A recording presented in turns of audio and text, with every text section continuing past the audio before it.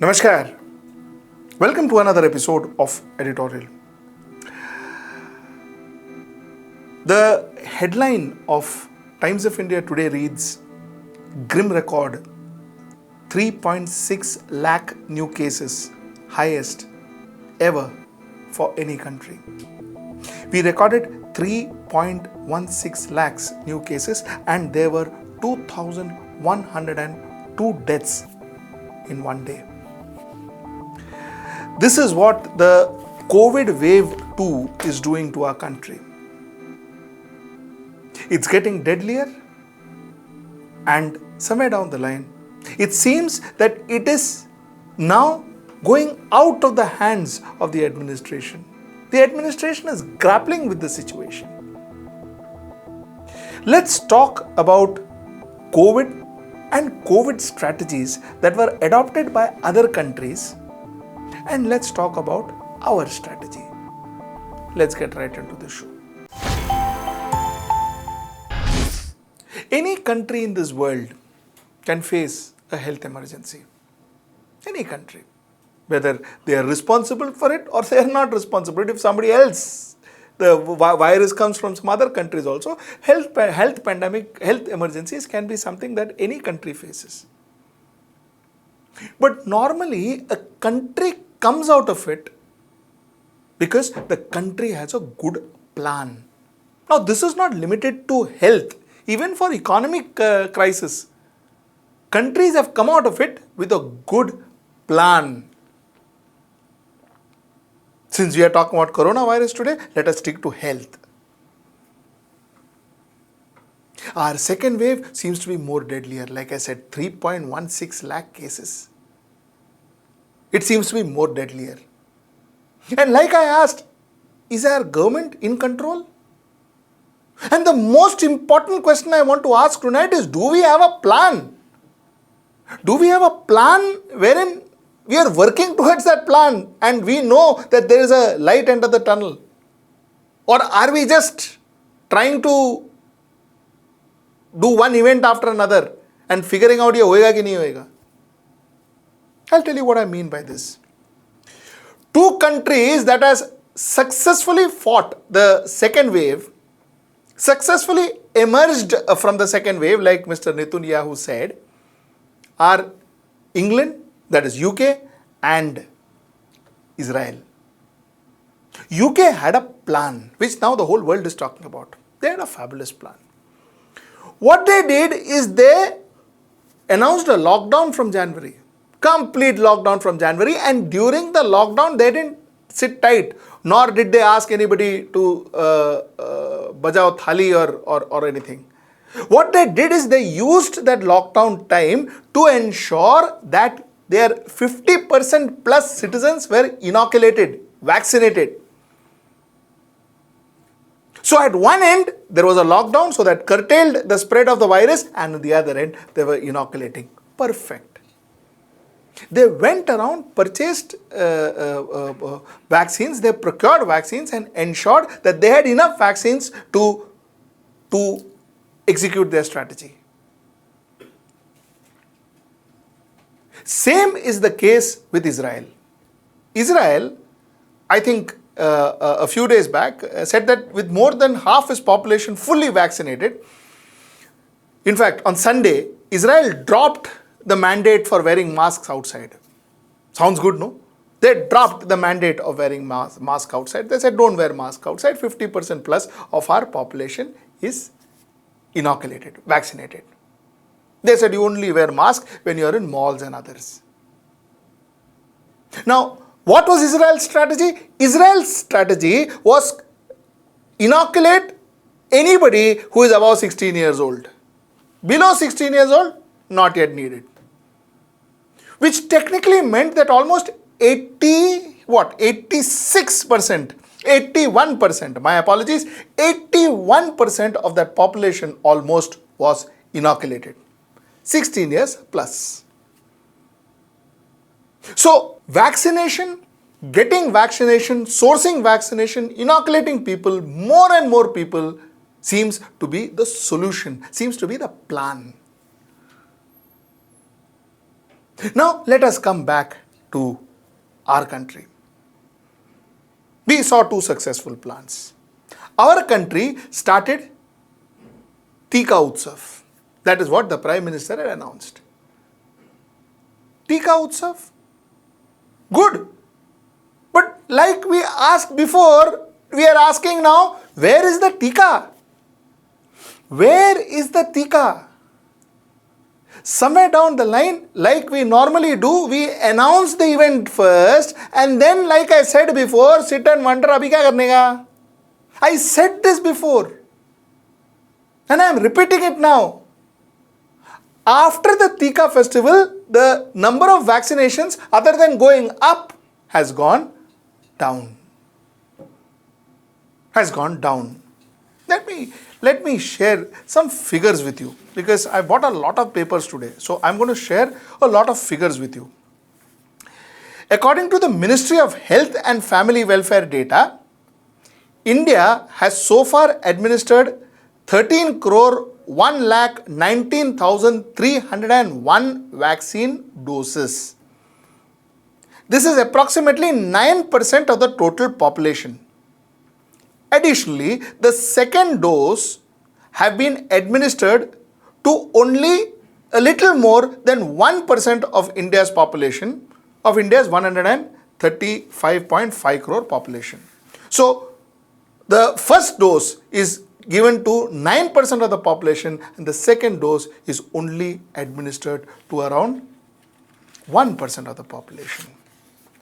In a report in Business Today, they say that if we go by this rate, India will take close to 12.6 years to inoculate the entire population. Now, a lot of you may be saying, "Arey, theek hai, Israel is a small country, England is a small country, UK is a small country, even America is just 22, 23 crore people. We are 135 crore people. So what?" You see, a government of the day, it is their core responsibility to ensure health safety of the people. Go there, beg, borrow, steal, get the vaccines, get people inoculated. Because we have got a population of 135 crores, it is ridiculous to think that 2,000 odd people dying is okay. Not that the government has said so. I am not saying the government has said so. But I am saying the logic that we are 135 crore people, therefore, it is going to be difficult for the government to organize is a logic which one will not buy. I will not buy that logic. I ask a few questions. I will come to the rally and the Kumbh Mela bit and all later on. Let me ask some basic questions. We were fighting with Corona. We were fighting with Corona since March. Technically, we should have been fighting with Corona since January 2020. But no, we had our elections, we had our special visitor and all of that. So we started fighting with Corona since March. Chalo, theek hai. The lockdown was announced. Good decision. The way it was announced, well, but it's a good decision. Lockdown announce करके what did we do? थाली बजाया. See, while we were aware that the vaccines were not ready and they were still working on the vaccines, fine. One doesn't deny that. But shouldn't we be actually preparing, investing, creating enough infrastructure for vaccine manufacturing company that once the vaccine is made, once the vaccine is invented, that we should be ready the day next to start producing vaccines? Didn't we know then that we had 135 crore people? What were we thinking? That we will just we'll just give 13 crore vaccination and everything will be okay? Is that what we were thinking? According to the Minister of Health, he was answering Mr. Manmohan Singh. The decision to import vaccines that have already been approved by credible foreign authorities has been taken on the 11th of April. He was saying that, you wrote to us in the 18th, that is Manmohan Singh wrote to him on the 18th, and he has taken the decision on the 11th. 11th of April. What were we doing from January? We knew the second strain was happening all over the world. We knew it would be in India in a jiffy. We knew it was highly contagious. These are information we all had. And you thought of importing other vaccines on the 11th of April? January, February, March, April. What about the lives lost between January and April? What about them? These decisions could have happened in 2020, mind you. We know we have got 135 crore of people, our people. So when we know that we have got 135 crore of our people, we should figure out our strategy should be for them. On what basis were we depending on two companies to provide vaccine for the entire country? Pray tell me that. Pray tell me that. And that's the question I ask. Do we even have a plan? Were we even thinking? Secondly, how can we allow elections to happen? I read this article in Indian Express, today's Indian Express, wherein it is written by Surjit Bhalla and Karan Bhasin. Both are very intelligent people. Both are, so Mr. Bhalla is the executive director of IMF, International Monetary Fund, representing India, Sri Lanka, Bangladesh and Bhutan. Bhasin is the independent economist. So both are very intelligent people. And these people write that, the headline says, stop blaming. The headline says, stop the blame game. And these people write that there is less than limited evidence to suggest that electoral rallies resulted in the spread of the pandemic. Till then, armchair experts should not introspect and appreciate India's ability to conduct election in a pandemic. He says, there is no evidence that pandemic has spread because of elections. There is no evidence. There is no data. So, so-called, he calls a lot of people armchair experts, should not blame the government or blame the people who are conducting rallies and all. In fact, on the contrary, they should appreciate the government's ability to conduct elections even during pandemic. First of all, let me ask these gentlemen, how much data do we have? We didn't even have data of how many migrant workers died during the remigration. How many data do we have? How much of data do we have? That's the question number one. Question number two is, are these gentlemen saying that social distancing is not required? It is all farce that the world is talking about, social distancing and all that, including the Prime Minister of India who says, please maintain social distancing. They are saying it's all farce. They are saying that putting mask is just unnecessary activity that people are doing. What is it talking about? What are we talking about here?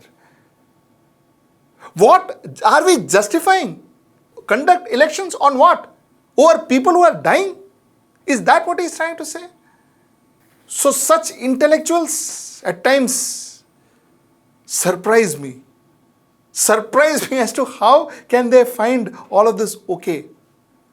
Another point I wanted to make is 44 lakh out of the 10 crore whatever odd vaccinations that we have produced, 44 lakh vaccination has been wasted. 44 lakhs. Tamil Nadu is the state that has wasted the most. A very interesting observation by the Delhi High Court. They said, news reports there is a daily wastage of 6% of vaccines. Until now, 44 lakh vaccines out of the 10 crore have been wasted. And the maximum, like I said, has been wasted in Tamil Nadu. This is what the High Court said. And the High Court went out to say, and what an intelligent observation, the High Court went out to say that we are a country that produces the best IT minds. Why can't we deal with this? This is just bad planning. Why didn't we foresee this? This is not rocket science. What they are saying is, you see, a vial of vaccination has got around 10 doses. Now, normally what happens is once you open a vial, you have to use that 10 doses. Now, the doses can't be stored. It has to be destroyed. That dose is of no use if it is still there in the vial. So, in such a way, we are wasting lakhs of doses. 44 lakh doses were lost, which means 22 lakh lives could have been saved. What the court says, in fact, what the High Court of Delhi said is exactly what Israel did. Israel used their technology. Israel used software to ensure that there was least amount of wastage. I mean, these are simple planning. And these planning could have actually helped save lives, 22 lakhs. This is why I said, do we even have a plan? See, to end it all, I have 5 questions to ask the government. Question number 1. Didn't we as a country, or didn't the government know that we are 135 crore people? Didn't we know last year, same time, that we are 135 crore people? Why didn't you make arrangements to vaccinate 135 crore people? Why were we not thinking for 135 crore people? Why didn't we invest in our vaccine companies so that they can make vaccines enough for 135 crore people? Why didn't we go around purchasing? That's my point number 2. Why didn't we go around world shopping for vaccines? Credible vaccines which were approved by credible sources, credible authorities. Those vaccines could have been easily bought. We are a country of 135 crore people, so certain measures we have to take. Why were those measures not taken? Point number 2. Point number 3. Pandemic happened in March, and we are facing this problem in April, exactly 1 year, 13 months. After 13 months, even in 13 months, couldn't we increase our capacity of oxygen? Couldn't we increase our beds? Couldn't we ensure that we get prepared for the wave 2? The whole world knows. Every expert said that the wave 2 is going to be possibly more spreading and more dangerous than the wave 1. We have seen that in the Spanish flu. Couldn't we get prepared for that? 4th, why were these elections announced? Why 8 phases? And most importantly, the last question. Prime Minister is the head of our country. He is the person a lot of people in India believe, and possibly to a certain extent revere. He is revered, and he himself was conducting rallies. His cabinet members were conducting rallies. Chief ministers were conducting rallies. The Kumbh Mela was allowed. My only submission is, we need a robust plan. Get the best mind together in one room, Prime Minister. Get the best mind together in one room. Make a robust plan. We need a plan to get out of this crisis, not an event. Let the event managers wait. Let's get people who can sit and give us a plan. We really look forward for a plan. Till I see you next time. Namaskar. Hello everyone. HW News English is 2 years old now. When we started this venture, we promised ourselves one thing, that news should remain free, because right to know is the right of every Indian. But to keep news free for everyone, we need support from some of you. And thus we have rolled out membership on our YouTube channel HW News English. But mind you, the membership is completely voluntary. The programs that we were doing earlier, that we are doing now, will continue to remain free. First level is a basic level. Here, you can be our supporter by paying Rs 199 per month. This membership gives you certain perks and benefits. The perks include unique badges in front of your name, a live show from Mr. Sujit Nair and from Mr. Akhilesh Bhargava per month for our members, You can also vote in some exclusive members-only polls. Now the second level is Super Supporter. Here you can be our Super Supporter by paying Rs 3,999 per month. This membership will include every perk that comes with basic level. Additionally, our Super Supporters can be a part of a WhatsApp group where we can have discussions and suggestions on various topics. The second perk includes a gift pack with our merchandise. And the third perk is a Google Meet with Mr. Sujit Nair, where you can join the meet and ask your questions to Mr. Nair face to face. Lastly, if you like, we would give a shout out to our Super Supporters in our programs. So, hope to see you soon with our badges.